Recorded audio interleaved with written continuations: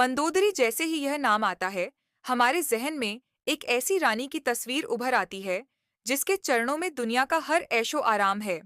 एक अप्सरा की पुत्री जो अत्यधिक खूबसूरत और आकर्षक है।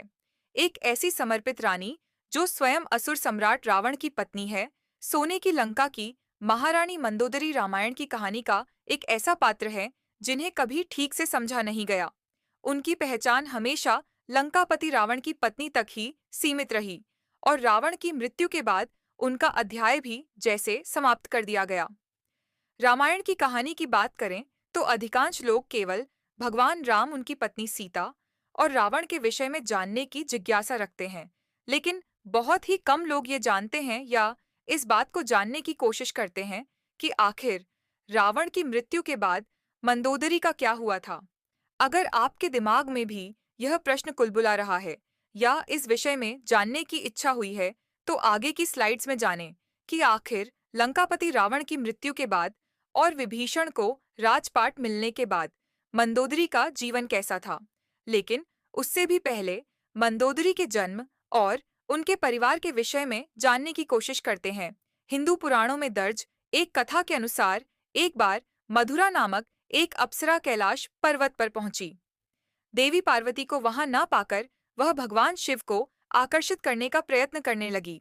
जब देवी पार्वती वहां पहुंची तो भगवान शिव की देह की भस्म को मधुरा के शरीर पर देखकर वह अत्यंत क्रोधित हो गईं और क्रोध में आकर उन्होंने मधुरा को मेढक बनने का श्राप दे दिया। उसने मधुरा से कहा कि आने वाले 12 सालों तक वह मेढक के रूप में इस कुएं में ही रहेगी।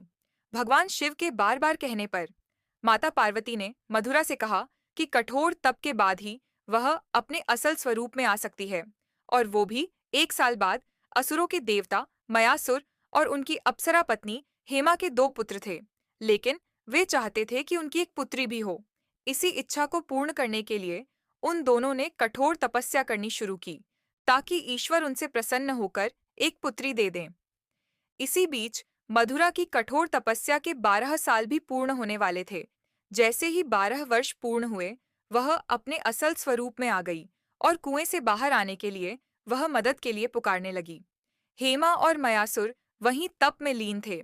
मधुरा की आवाज सुनकर दोनों कुएं के पास गए और उसे बचा लिया।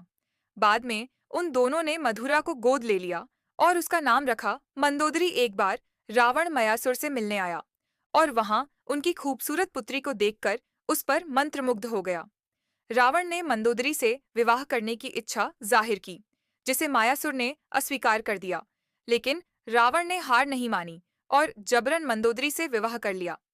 मंदोदरी जानती थी कि रावण भगवान शिव का भक्त है, इसलिए अपने पिता की सुरक्षा के लिए वह रावण के साथ विवाह करने के लिए तैयार हो गई।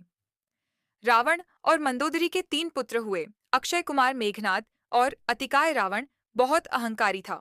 मंदोदरी जानती थी कि जिस मार्ग पर वह चल रहा है, उस मार्ग पर सिवाय विनाश के कुछ हासिल नहीं होगा।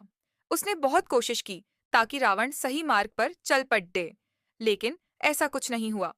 मंदोदरी चाहती थी कि रावण भगवान राम की पत्नी माता सीता को उनके पति के पास भेज दे, क्योंकि वह उस श्राप के विषय में जानती थी जिसके अनुसार भगवान राम के हाथ से ही रावण का अंत होना था। लेकिन जब राम रावण युद्ध हुआ, तब एक अच्छी पत्नी की तरह उसने अपने पति का साथ दिया और समर्पित स्त्री की पहचान कराते हुए रावण के जीवित लौट आने की कामना के साथ उसे रणभूमि के लिए विदा किया। युद्ध के पश्चात मंदोदरी भी युद्ध भूमि पर गई और वहां अपने पति, पुत्रों और अन्य संबंधियों का विनाश देखकर अत्यंत दुखी हुई।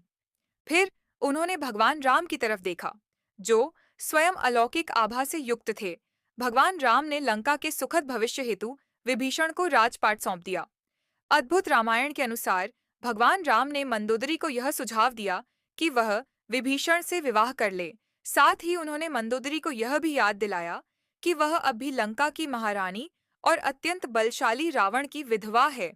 जब भगवान राम अपनी पत्नी सीता और भ्राता लक्ष्मण के साथ वापस अयोध्या लौटे, तब पीछे से मंदोदरी ने खुद को महल में कैद कर लिया और बाहर की दुनिया से अपना संपर्क खत्म कर लिया।